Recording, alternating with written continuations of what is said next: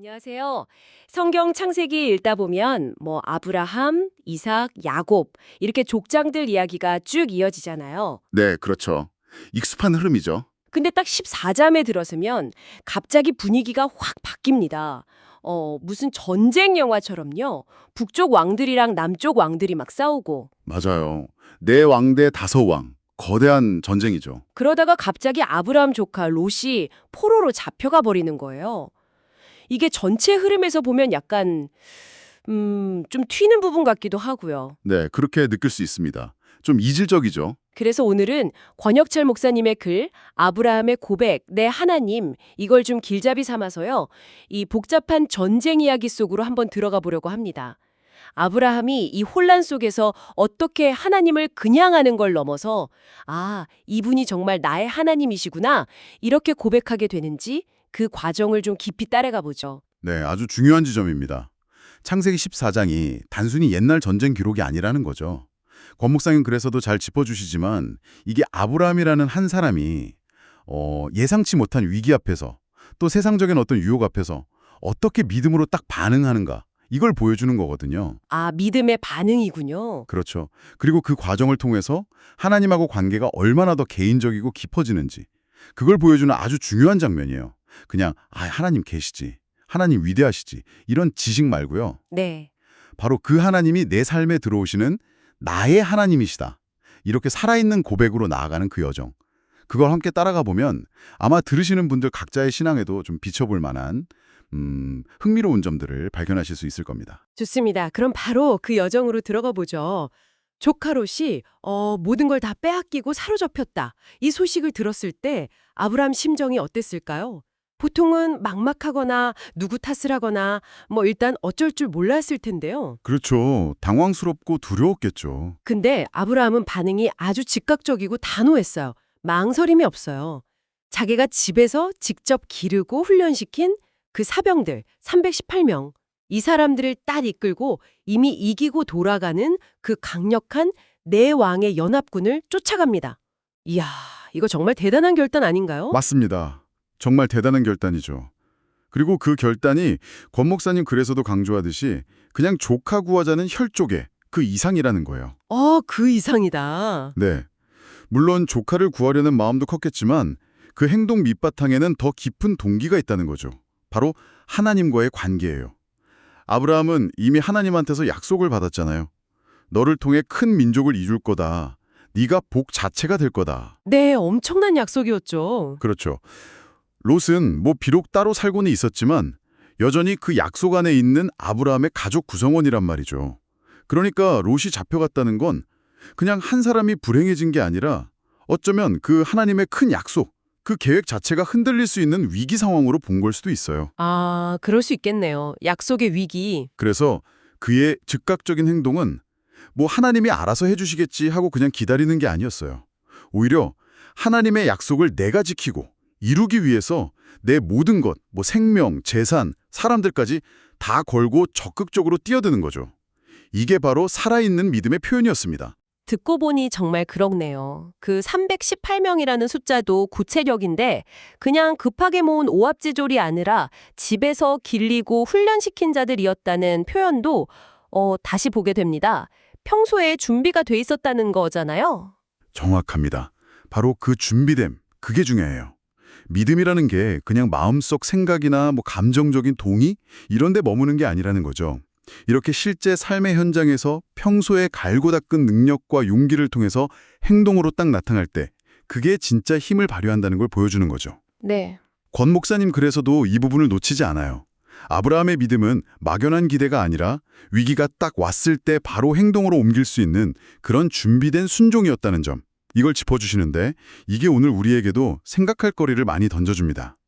믿음은 삶이랑 따로 노는 게 아니라 우리 일상의 준비와 결단을 통해서 구체화된다는 거겠죠. 목숨을 건 추격전 끝에 아브라함이 밤에 기습 공격을 해서 극적으로 이기고 롯이랑 빼앗겼던 사람들 재물을 다 되찾아오잖아요. 정말 영화 같아요. 근데 이 승리의 기쁨을 안고 돌아오는 길에 아주 뜻밖의 만남이 기다리고 있었어요. 네, 그렇죠. 바로 살렘 왕 멜기세덱이라는 사람.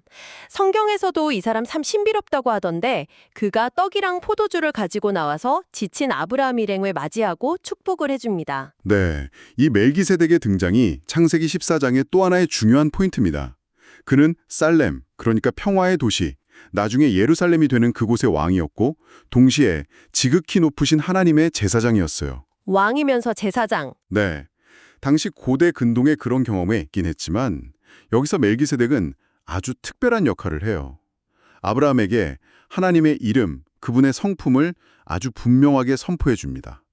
그가 아브라함을 축복하면서 쓴 하나님의 칭호가 있잖아요. 천지의 주제시오, 지극히 높으신 하나님, 엘 엘yon, 코네, 샤마임 와 아레츠. 이 표현을 주목해야 돼요. 천지의 주제에 지극히 높으신 하나님. 네, 천지의 주제라는 건 하나님이 온 우주의 창조주, 진짜 주인이시고 통치자라는 뜻이고요. 지극히 높으신 하나님, 엘 엘료는 그 어떤 신이나 세상 권력보다도 비교할 수 없이 뛰어나고 초월적인 분이라는 걸 강조하는 당시로서는 아주 강력한 신의 이름이었어요. 아, 그러니까 전쟁에서 말 이기고 돌아온 아브라함에게 멜기세덱이 네가 이긴 그 힘의 근원이 바로 이 온 세상을 다스리는 가장 높으신 하나님 덕분이다. 이걸 다시 한번 딱 알려준 거군요. 그렇습니다. 정확해요. 이 만남은 그냥 우연이 아니라 하나님께서 아브라함의 그 믿음의 행동을 인정하시고 이제 하나님 자신에 대해서 더 깊고 분명하게 보여주시는 장면으로 볼 수 있는 거죠. 권 목사님 글도 이 만남을 아브라함의 신앙이 성숙해지는 결정적인 계기로 보고 있고요. 네. 나중에 신학 히브리서에서는 이 멜기세덱을 더 깊이 파고들면서 예수 그리스도의 영원한 대제사장직을 미리 보여준 인물로 해석하기도 하죠. 근데 일단 창세기 이 맥락에서는 아브라함이 자기가 경험한 승리와 구원이 도대체 어디서 왔는지 그 근원을 확실히 깨닫게 해주는 역할을 한 겁니다. 정말 중요한 만남이었네요. 이 멜기세덱의 축복 다음에 아브라함이 바로 이어서 두 가지 행동을 해요. 이게 또 의미심장한데 첫째는 방금 되찾은 모든 전리품 중에서 10분의 1을 멜기세덱에 딱 드리는 거. 네, 11조죠. 그리고 두 번째는 바로 뒤에 소돔 왕이 나타나서 사람은 나한테 보내고 물건은 당신이 다 가지시오. 이렇게 제안을 하는데 그 물질적인 보상을 아주 단호하게 거절해요. 하나는 드리고 하나는 거절하고 이 반대되는 것 같은 행동. 여기에는 어떤 의미가 있을까요? 이 두 가지 반응이 정말 중요합니다. 아브라함의 믿음이 어떻게 구체적인 삶의 선택으로 드러나는지를 보여주는 핵심 장면이거든요. 먼저 11조.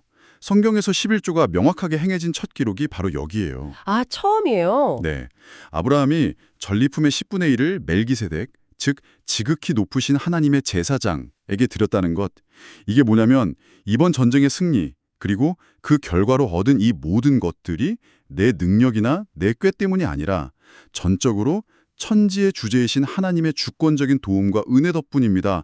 이걸 온전히 인정하고 고백하는 행위였어요. 아, 그러니까 내 삶의 모든 것, 내 성취가 과연 어디서 오는가? 이 근본적인 질문에 대한 아브라함의 대답이었던 거죠. 모든 게 다 하나님 것이라는 걸 분명히 알고 있었던 거예요. 그렇군요. 11조가 단순히 뭘 드리는 행위가 아니라 모든 것의 주인이 하나님이시다. 이걸 인정하는 신앙 고백이었네요. 그럼 소돔왕의 제안은 왜 거절했을까요? 전쟁에서 되찾은 거니까 당연히 가질 수도 있었을 텐데요. 네, 그럴 수 있었죠. 근데 소돔 왕의 제안을 거절하는 장면은 아브라함 믿음의 또 다른 면, 그러니까 세상적인 방식과는 철저하게 선을 긋는 모습을 보여줍니다. 아브라함이 소돔 왕한테 이렇게 말하잖아요. 당신에게 속한 것은 실 한 오락이나 신발끈 한 가닥도 내가 가지지 않겠습니다. 당신이 나중에 내가 아브라함을 부자 되게 해줬다. 이렇게 말하게 할 수 없기 때문입니다. 와, 진짜 단호하네요. 실오라기 하나, 신발끈 하나도 안 갖겠다니? 그렇죠. 왜 이렇게까지 했을까요? 자기의 부나 성공이 소돔 왕 같은 그런 세상 권력이나 방법 때문에 얻어진 것처럼 보이는 걸 너무너무 싫었던 거예요. 만약에 그 제안을 덥석 받았다면 사람들이 수군거렸겠죠. 아, 아브라함 부자 된 거 그거 소돔 왕 덕분이잖아. 네, 그럴 수 있죠. 아브라함은 그런 오해의 소지 자체를 만들고 싶지 않았던 거예요. 오직 천지의 주제시오 지극히 높으신 하나님만이 내 모든 것의 공급자이시다. 나는 세상적인 거래나 타협으로 부자가 되지 않겠다. 이런 강력한 신앙적 의지를 보여준 겁니다. 하나님만 온전히 믿고 의지하겠다는 그의 결단인 거죠. 와, 정말 대단한 선언입니다. 자기 부의 출처는 오직 하나님께만 있다는 걸 분명히 하겠다는 그 결단. 근데 이 모든 놀라운 사건들, 전쟁 승리, 멜기세덱 만남, 11조, 소돔왕 제한 거절, 이 모든 게 결국 어떤 한 지점을 향해 간다고 하셨잖아요. 네, 맞습니다.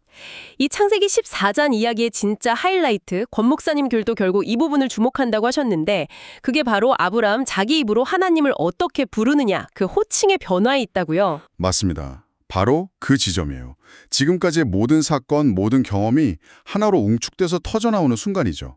아브라함이 소돔왕에게 자기 입장을 딱 밝히면서 하나님을 부를 때 조금 전에 멜기세덱에 선포했던 그 엄청난 칭호 있죠? 천지의 주제시요 지극히 높으신 하나님. 이걸 그대로 써요. 네, 쓰이죠. 그런데 거기에 아주 중요한 이름을 하나 딱 덧붙입니다. 바로 여호와, YHWH예요. 그리고 이렇게 맹세하죠. 천지의 주제시요 지극히 높으신 하나님 여호와께 내가 손을 들어 맹세하노니 라고요. 아, 여호와. 그 이름을 덧붙였군요. 네, 이 여호와라는 이름은 하나님께서 자기 백성이랑 언약을 맺으시고 관계를 쭉 이어가실 때 사용하시는 아주 개인적이고 언약적인 이름이거든요. 이 고백이 뭘 의미하는지 더 깊이 생각해보면 이 순간 아브라함은 하나님을 그냥 저 멀리 계신 위대한 창조주 엘 엘리온으로만 아는 게 아니라 바로 지금 내 삶에 개입하시고 약속을 주시고 나와 인격적으로 아주 구체적으로 관계 맺고 계시는 나의 하나님으로 고백하고 있는 거예요. 아, 그렇군요. 멜기세덱이 알려준 그 객관적인 칭호, 지극히 높으신 하나님에다가 자기가 직접 겪고 관계 맺어온 그 언약의 이름 여호와를 딱 합쳐서 이분이 바로 나의 하나님이시다. 이렇게 고백한 거군요. 바로 그겁니다. 이전까지는 어쩌면 좀 막연하게 알았을 수도 있어요. 하나님에 대한 지식이죠. 근데 이제 전쟁이라는 그 치열한 삶의 위협, 또 멜기세덱이라는 신비로운 만남, 그리고 세상 유혹 앞에서 의지적으로 결단하는 그 모든 과정을 통과하면서 드디어 생생하게 체험되고 관계 맺는 나의 하나님으로 변화하는 결정적인 순간인 거죠. 네. 권 목사님 글도 바로 이 지점을 강조하는 거예요. 지식으로서의 하나님이 아니라 경험과 관계 속에서 만난 살아계신 나의 하나님으로 고백하게 되는 것. 이 전환이야말로 창세기 14장이 우리에게 전하려는 가장 깊고 본질적인 메시지라는 겁니다. 아브라함 신앙 여정에서 정말 중요한 도약이 이루어진 거죠. 그렇군요. 나의 하나님이라는 그 고백. 아, 그게 핵심이었네요. 머리로만 아는 신앙이 아니라 진짜 삶의 파도 속에서 부딪히고 씨름하면서 하나님을 인격적으로 만나고 경험하면서 터져나온 살아있는 고백이다. 이 말씀이 마음에 깊이 와닿습니다. 그렇다면 이 수천 년 전 아브라함의 이야기가 오늘 우리에게는 어떤 의미가 있을까요? 그냥 오래된 기록으로만 두기에는 너무 아까운 통찰 같은데요. 아브라함의 하나님이 그 아들 이삭의 하나님이 되고 또 손자 야곱의 하나님으로 이어졌잖아요. 그런 것처럼 우리 각자에게도 믿음이라는 건 그냥 조상 때부터 내려온 전통이나 어떤 교리 체계가 아니라 바로 지금 나의 삶, 이 구체적인 현장에서 개인적으로 하나님을 만나고 씨름하면서 나의 하나님으로 고백하는 그런 살아있는 여정이 되어야 한다는 거죠. 네. 아브라함이 전쟁이라는 극한의 혼란 속에서 또 멜기세덱이라는 예상 못한 만남 속에서 하나님을 새롭게 경험했듯이 우리 역시 각자 삶에서 겪는 위기나 도전 아니면 또 예상치 못한 의뢰의 순간들을 통해서 하나님을 더 깊이 더 인격적으로 만날 수 있습니다. 나의 하나님이라는 고백이 중요하다는 건 알겠는데 그럼 그 고백이 구체적으로 우리 삶에 어떤 영향을 줄 수 있을까요? 그 나의 하나님이라는 개인적이고 확고한 고백이 우리 안에 딱 자리 잡잖아요. 그러면 비로소 우리는 삶의 어떤 불확실함이나 혼란 앞에서도 쉽게 무너지거나 길을 잃지 않는 그런 내적인 힘을 얻게 됩니다. 아브라함이 그 강한 내 왕의 군대 앞에서도 담대히 나아갔던 것처럼요. 아, 담대함. 그렇죠. 또 소돔 왕의 제안처럼 달폼해 보이는 세상적인 유혹이나 성공의 기회가 올 때 신앙의 원칙과 타협하지 않고 정말 가치 있는 것을 선택할 수 있는 분별력과 용기를 갖게 되고요.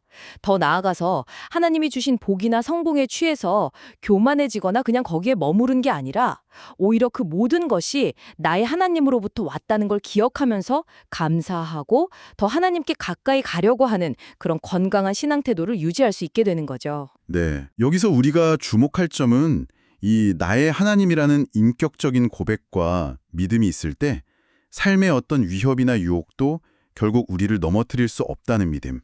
거기서 오는 진짜 영적인 자유와 담대함을 누릴 수 있게 된다는 것입니다. 오늘 우리는 창세기 14장, 어떻게 보면 조금 낯설고 복잡하게 느껴질 수도 있는 전쟁 이야기를 통해서 아브라함의 신앙 여정을 쭉 따라가 봤습니다. 그는 전쟁의 혼란 속에서 하나님의 도우심을 경험했고 멜기세덱을 통해 하나님의 위대하심을 다시 확인했죠. 그리고 세상적인 유혹 앞에서 오직 하나님만이 자기 부의 근원이다, 이런 결단을 내렸고요. 네, 맞아요. 그리고 이 모든 과정을 통해서 마침내 하나님을 천지의 주제시오 지극히 높으신 하나님 여호와, 즉 나의 하나님으로 뜨겁게 고백하면서 믿음의 사람으로 한 단계 더 깊이 서게 되었습니다. 세상 사람들이 인정해주는 거나 물질적인 보상보다 하나님의 약속과 그분의 이름을 더 귀하게 여겼던 그의 모습이 참 인상 깊습니다. 네, 아브라함의 그 생생한 고백처럼 오늘 이 이야기를 마무리하면서 청취자 여러분께 질문을 하나 드리고 싶어요. 여러분의 삶 속에서 바로 그 하나님이 나의 하나님이 되신다는 개인적이고 살아있는 고백이 특별히 필요하거나 혹은 좀 새롭게 되어야 할 영역은 어디일까요? 혹시 지금 어떤 어려운 결정이나 위기 상황, 아니면 잘 풀리지 않는 관계 문제, 혹은 떨쳐버리기 힘든 세상적인 유혹과 씨름하고 계신가요? 그 상황 속에서 의식적으로 세상의 방식이나 논리가 아니라 나의 하나님을 신뢰하고 그분의 뜻을 따르기로 한번 선택해 본다면 여러분의 삶에 어떤 변화가 시작될 수 있을지 한번 깊이 생각해 보시면 좋겠습니다. 아브라함의 여정이 오늘 여러분 각자의 믿음의 여정에 의미 있는 이정표가 되기를 바랍니다.